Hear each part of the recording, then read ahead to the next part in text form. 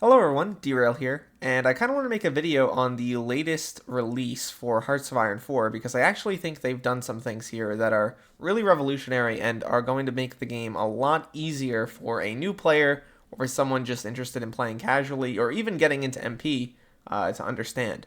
So before we begin, I just want to say if you want to like and subscribe, feel free to do that. It really helps out the channel. But let's launch right into it. The change we're going to be talking about today is actually the tank designer, and it's not just a tank designer, it's also for planes and for boats as well. But as you can see, you can now save and view save designs for pretty much all types of things that you can design in the game.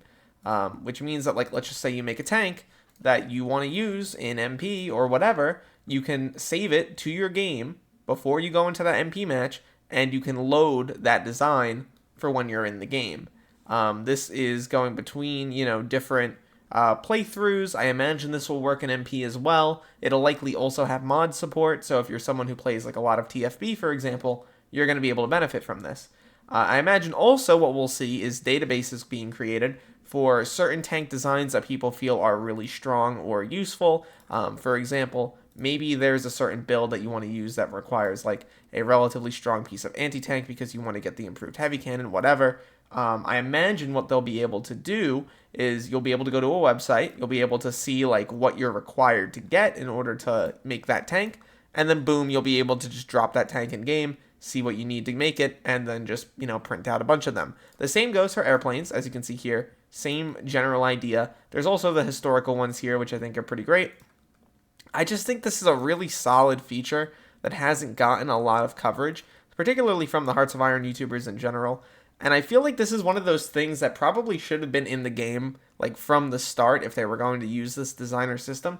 Obviously, you can copy, whatever you want from YouTubers. But with metas changing over time, with mod support involved, there's definitely going to be a lot more benefits to a feature like this, where let's just say you're playing with some friends in MP, one of your friends has a tank design they want to use for the game, you can just drag and drop and you're good to go. If you want to create a build to counter somebody else's build, this is going to make that a lot easier for you.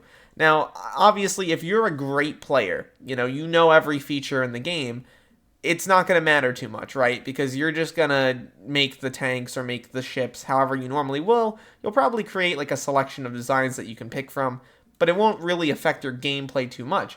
However, if you're not someone like that, if you're someone who is new to the game or who is learning, and you want to try to do better in single player or in multiplayer, I think this is really going to be the update for you. Now, the update also includes a bunch of other stuff. I think it includes a bunch of changes to like India and their focus tree. It kind of fixes up the Graveyard of Empires DLC, which dropped a couple months ago. Now, I don't really care much about this. I'm going to be completely honest with you. I really care about the new player experience. I feel like it's kind of needed like a bit of a facelift for the past 3-4 years at this point. With the game getting more complicated over time, it's obviously become harder and harder to introduce people to it. I think something like this goes a really long way. Something else I would eventually love to see is some sort of like future supply prediction system. I know that sounds a little gimmicky, but the idea would basically be like, if I want to print out, I don't know, let's just say I go here, recruit and deploy, I just deploy, I don't know, like 15 or something infantry divisions. The game knows exactly how much equipment I need. It would be interesting if the game could then tell me, like, here's how you want to set up your macro in order to optimize for time so you can produce this amount of equipment over the least amount of days. Something like that may get too far in the form of automation to where it makes the game kind of trivial. I don't really buy that, though. I think the largest part of the game, especially in multiplayer, is the micro and is the management of stuff. I mean, obviously the macro economy does matter a lot too, but this would be more for trying to fix certain supply gaps that you may have. I don't know, maybe you make it a single player only feature, whatever. I think something like that would be interesting. Regardless, I think Paradox is actually doing a pretty good job on this stuff. I wish they would stop releasing DLC in a very like half-baked state, but something like this is great because it allows you to say like, hey, I want to create a design that's super interesting. I click it, boom, there it goes. There's my tank destroyer, there's my anti-air template, and I don't have to sit there and switch around with the buttons a whole bunch. Another benefit of this is that there's frequently an issue in MP where if you're trying to make a tank design, and like an event happens or there's a pause or a player disconnects or you rehost or whatever, you're kicked out of the designer, you won't have to deal with this anymore.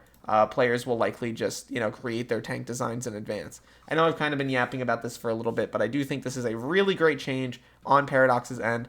Love to see it. Hope they do more. Once again, my name is Derail. Thank you so much for watching this video till the end, and I'll see you guys next time.